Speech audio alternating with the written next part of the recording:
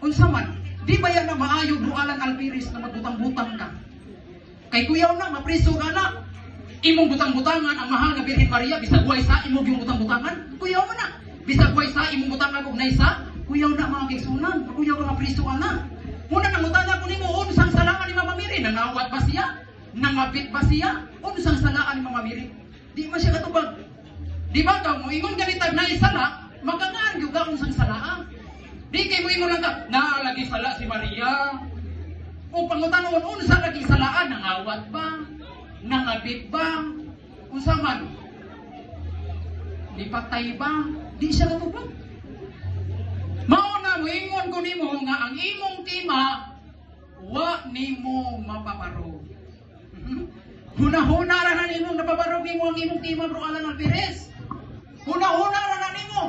Ug wa gyud kay mabasa nga ingon si San Lucas nga si Santa Maria dunay sala. Og imo kung pangutan-on ana ka ng imong Biblia, basura na kay ang imong Biblia hubad sa protestante. Di ko muuyon ana kay hubad na sa protestante. Pareho na ninyong pakuk mga kaibigan.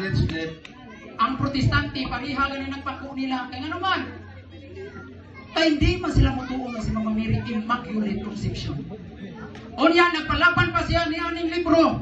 Asa tong libro nako? Apostles' Creed. Iya pa ning gigamit. Apostles' Creed. Ang iyang gihimo deception kay ang iyang gibasa baruganan ni Saint Thomas Aquinas kana si Saint Thomas Aquinas sa una di gyud na mutuo nga si Mama Mary na waysa.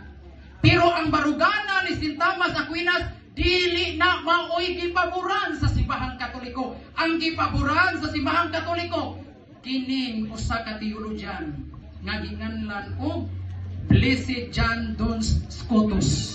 Kini si Blessed John Scotus mao ni siya ang nidipinsa nga si Santa Maria putli ug walay man sa sala. Samtang si Saint Thomas Aquinas diingon siya si Santa Maria nay sala ug maunay iyang gigibasa-basa diri sa libro namo.